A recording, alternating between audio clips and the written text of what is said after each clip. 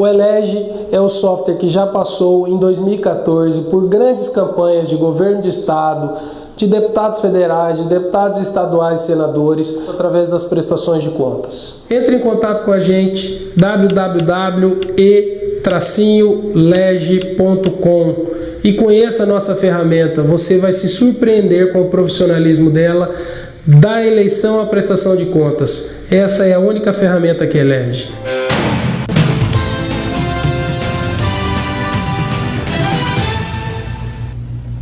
Olá, seja bem-vindo ao RDTV. Como está o seu planejamento doméstico? A renda familiar está dando para pagar as contas ao final do mês? Ou você está aí pendurado em dívidas? Este assunto, e outros assuntos, nós vamos abordar hoje com o economista Ed Santos Amorim. Obrigada pela sua presença aqui na RDTV. Eu que agradeço. Ed Santos, vamos lá. Qual é o maior erro que as pessoas hoje ainda cometem quando se trata de planejamento familiar, de renda? O maior erro é não fazer o planejamento. As pessoas acham que tem facilidade em lidar com o dinheiro, é aí que é pego de surpresa. Na verdade, se você não planejar o teu orçamento, você não sabe para onde o seu dinheiro está indo. Quando você entender que você tem que fazer o planejamento, não importa se é numa planilha, se é num caderno, se é numa caderneta, não importa os meios. O importante é que tem que fazer um planejamento, não importa a forma como você vai fazer. Se você faz o planejamento, você passa a entender qual é o teu tipo de despesas. Existem aquelas fixas que você obrigatoriamente paga todo mês e não tem como fugir. É aluguel, é escola, carros, luz, água, energia, alimentos, por aí afora. E você tem aquelas despesas não obrigatórias, que a gente chama de despesas não essenciais, que é aquela onde você usa no lazer, no entretenimento, no vestuário, no calçado, ou seja, no varejo, de alguma forma. Quando você entende as suas despesas e você coloca o teu orçamento, você passa a ver se seu orçamento realmente está dentro da tua capacidade de administrar a tua despesa. Se não tiver, você já passa a ter um norte, porque você já fez uma separação do que é obrigatório e do que não é obrigatório. Aí fica muito mais fácil de você, se tiver que fazer um corte para ajustar a tua renda, você tem por onde começar. Tem gente que, além de não fazer esse planejamento, fica fazendo aí aquela tentando encaixar assim, vou pagar primeiro aquilo que eu acho que é o mais importante, e aí fica enrolando um pouco algumas dívidas, e fica aí tudo na cabeça. Como organizar essa rotina de pagamento? O ideal é receber o dinheiro, já paga tudo que é fixo? Como é que é? O ideal é você organizar suas contas na data do teu vencimento. No máximo, um dia a mais. De repente, naquele dia tumultuado, você não conseguiu ir ao banco, não conseguiu organizar os meios de pagamento, mas você tem pelo menos um dia útil para você organizar. E nesse um dia útil, você tem que pagar. Começar por onde? Pelas obrigatórias. Paga. Sobrou, essa sobra, você tem que organizar os não obrigatórios. Detalhe, são 3 fases: obrigatório, não obrigatório e as sobras. Porque a grande máxima é você organizar o teu orçamento para promover sobras. E essas sobras eu chamo de um fundo de emergência, que todos nós temos que ter. Dentro dessas sobras, é possível a pessoa ainda reservar uma parte para investimento ou para uma poupança, para algo assim que ela não vá mexer naquele dinheiro por um certo período? É importante ter essa visão. As sobras é para fazer um investimento. Às vezes as pessoas têm dificuldade de como começar ou com quanto começar. E às vezes as pessoas não começam porque acham que não pode começar com qualquer coisa. Ah não, R$50 é pouco, R$100 é pouco. Não é pouco. Se você organizar, que seja numa caderneta de poupança, que é o mais tradicional, né, as pessoas conhecem com mais facilidade, põe na caderneta de poupança. Esse dinheiro começar a render a longo prazo, você tira da caderneta de poupança e começa a fazer um investimento onde dá uma rentabilidade maior. A renda fixa, um CDB, até você conseguir entender os tipos de investimentos que a gente tem. E chega, por exemplo, no que é o tradicional hoje, que tem uma rentabilidade maior, que é o título do Tesouro Nacional. Só que para quem não tem o hábito e o conhecimento, começa numa caderneta de poupança. Essa é a dica. E não importa a quantidade. O importante é o valor que você conseguiu realmente poupar todo mês e guardar. Quando a gente fala fundo de reserva, o país tem fundo de reserva. E nem em tempos de crise, como nós estamos superando, não usou as suas reservas cambiais. O governo até pretende, em alguns programas, né, fazer esse investimento, mas quase não usa. E o nosso fundo de reserva também é a mesma coisa. Você tem que guardar esse dinheiro, bem aplicado. De repente surge um problema de urgência, você tem um fundo de reserva. Você vai planejar a faculdade do seu filho, você tem um fundo de reserva.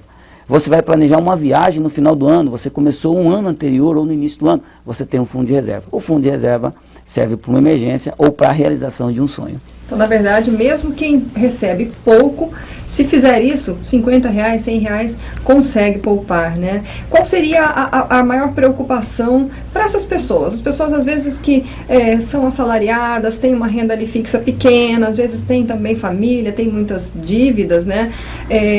Qual seria a dica, por exemplo, para se livrar de uma dívida, um empréstimo que ela está ali, pagando juros altos? Como sair desse buraco? Hoje, se as pessoas fizerem o planejamento que a gente tanto indica para fazer, as pessoas vão entender se tiver uma dívida onde tem uns juros muito altos. Vamos pegar o cartão de crédito como exemplo. O maior juros hoje no mercado financeiro é o cartão de crédito. Haja visto a projeção para esse ano de 2016 superar 450% ao ano, ou seja, um absurdo. Isso as pessoas de juros ao ano, acumulado ao ano. Aí as pessoas têm essa dívida, aí paga o rotativo todo mês. O rotativo também tem um juro de quase 20% ao mês. Então, as pessoas, se continuarem pagando, é dinheiro que está indo para o ralo. Então, se as pessoas olharem e buscar no mercado uma alternativa de um dinheiro mais barato, vou dar um exemplo do consignado, para quem é funcionário público federal, municipal, estadual, e agora também está entrando uma modalidade nova, que é o consignado para o setor privado, que é com uma garantia aí do FGTS. Então, as pessoas têm essa carteira de consignado com juro menor. Pega esse dinheiro, consegue fazer um aporte financeiro desse dinheiro com juros menor e vai e quita essa dívida que tem um juro maior. Uma vez que você quitou essa dívida que você paga uns juros absurdo, você vai entender que você já fez um investimento, organizou uma parte daquela dívida e esse dinheiro vai sobrar. A diferença desses juros que você está deixando de pagar todo mês vai para uma caderneta de poupança, ou vai para uma renda fixa, ou vai para um título do Tesouro Direto. Novidade, o título do Tesouro Direto está começando a operar com investimento a partir de R$30. Então é muito simples, as pessoas precisam de conhecimento, de informação e de ter vontade própria de ver o seu dinheiro trabalhar por você. Essas são dicas que a gente sempre coloca e tem dado resultado. A gente fala muito de família, de pais de família, de todos esses compromissos, mas e o jovem? Tem muitos jovens que estão iniciando no mercado de trabalho, às vezes começam recebendo um salário mínimo, um salário comercial, e não tem muitos compromissos, né? Com família, com filhos, enfim. Para os jovens, que dica você dá como mais importante? Eu sempre digo que a educação financeira tinha que ser disciplina de academia, a começar pelo ensino básico, ensino médio, porque imagina esses jovens no ensino básico, médio e já na fase adulto, faculdade. Já teria uma cultura diferente da nossa no trato com o dinheiro, que é investir, aplicar e fazer o dinheiro trabalhar. Então os jovens de hoje, a primeira coisa que já tem que ter essa cultura, essa mudança de hábito já de imediato, para que o futuro deles seja diferente dos nossos, por exemplo.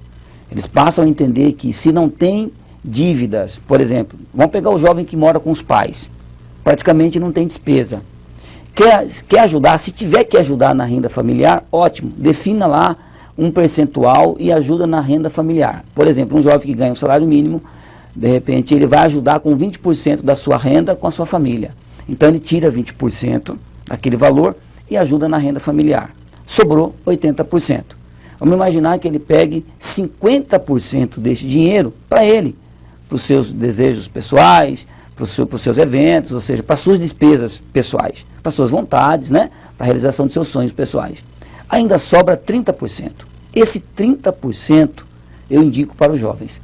obrigatoriamente abra uma caderneta de poupança ou uma renda fixa. O importante é guardar esse dinheiro. Imagine, às vezes acontece no meio dos jovens, são jovens nessa faixa aí de 18 a 21 anos, o final de semana deles é todo comprometido praticamente. E às vezes eles não conseguem organizar, por exemplo, recebe o dinheiro, o que toca para eles em torno de 50% nessa dica, poderia organizar e falar assim, vou dividir os 50 por 4. Por que 4? Eu tenho 25% por final de semana. Eu consigo me organizar e tenho dinheiro o mês todo. Então são essas praticidades que o jovem precisa estar atento com essa mudança de cultura, essa mudança de hábito. Se fizer dessa forma, faz uma vez, 2 vezes, 3 vezes, cria o hábito. Depois que cria o hábito, aí vira uma rotina na vida de todos. Olha que interessante. E para quem, por exemplo, vinha guardando um dinheiro para fazer uma compra de um primeiro imóvel, ou um financiamento, né? Ou sei lá, quer construir, conseguiu comprar seu terreno, e aí veio essa situação de crise, toda essa preocupação, a política está ainda indefinida, né? Porque aí também influencia na economia. Para essas pessoas, que orientação você pode dar? Ela é hora de investir, por exemplo, no imóvel? 2016 não foi um ano propício para nenhum tipo de investimento. Veículos, imóveis, esses investimentos ainda estão aguardando algumas medidas políticas. A crise, quando ela surgiu, a maior crise no país foi a crise política, que ela derivou numa crise econômica. Essas pessoas que têm dinheiro guardado e pretendem fazer investimento, só compensam da seguinte forma. Com toda essa crise também os imóveis acabou sendo depreciado, né? Veículos usados foram depreciados, tiveram uma depreciação maior do mercado. Se essas pessoas têm o dinheiro guardado e conseguem de repente comprar e pagar à vista com essa depreciação do mercado, é interessante. Agora, se for fazer um investimento onde vai dar uma parte como entrada e uma parte como financiamento, não é o momento. Acredito que com as projeções, com as análises, até o final do ano, 2017, começa a ser melhor para fazer qualquer tipo de investimento. Então, se o seu dinheiro está guardado, invista. Se está numa renda fixa, hoje o título do Tesouro Direto tem uma rentabilidade maior. Então, diversifica os investimentos, uma parte na poupança, uma parte no CDB, por exemplo, e uma parte nos títulos do Tesouro. Diversifica, porque se um tiver uma rentabilidade menor, o outro acaba compensando. Mas não é hora para fazer grandes investimentos. Ainda é arriscado, né? É muito arriscado. Ed Santos, você está programando aí uma palestra justamente sobre planejamento doméstico. Para a gente encerrar, vamos falar um pouquinho como vai ser, que público que você vai receber para essa palestra. No dia 16 de agosto, estamos tendo uma oportunidade de trazer uma palestra sobre planejamento e orçamento doméstico. Esse público é toda a família, né, público geral.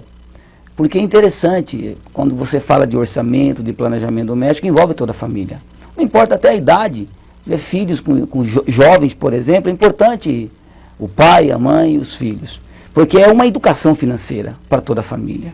E essas dicas, ela acaba sendo importante porque se for a família, por exemplo, os filhos acabam ajudando. Ó pai, ó mãe, aquela dica, aquele planejamento, aquela organização. Então é um evento para toda a família brasileira, é um evento onde a gente vai dar aplicar algumas ferramentas usual do dia a dia, as mais simples, para quem gosta um pouco mais de planilha eletrônica, também iremos apresentar algumas ferramentas e algumas metodologias, que são metodologia que dá certo, que deu certo nos Estados Unidos, que deu certo em alguns países de primeiro mundo e por que não dá certo no Brasil também. Então são essas tecnologias, essas informações de autoajuda que a gente transformou numa palestra de educação financeira e é para toda a família, de uma certa forma, um público geral. Então, para lembrar o nosso internauta, a palestra de planejamento doméstico vai ser no dia 16, vai ser aonde? No dia 16 de agosto, no Centro de Eventos do Pantanal, às 20 horas, os convites estão disponíveis na Casa de Festas dos dois shoppings, Goiabeira Shopping e do Shopping Pantanal. Fica aí então o convite que este é o momento, né? É o momento de aprender, é o momento de crescer, já que às vezes a crise abala um pouco, né? O planejamento familiar é uma oportunidade, né? Eu sempre falo, na crise se crie, e é dessa forma que nós temos superado. É isso aí, Ed Santos, muito obrigada pela sua presença aqui na RDTV. Eu que agradeço, é um imenso prazer. Nós conversamos então com o economista Ed Santos Amorim sobre planejamento doméstico, planejamento familiar. Você pode compartilhar esta entrevista, mandar para os seus amigos, aproveitar também, participar dessa palestra, aprender um pouco. É só acessar rdnews.com.br/rdtv. A gente se vê na próxima. Até mais.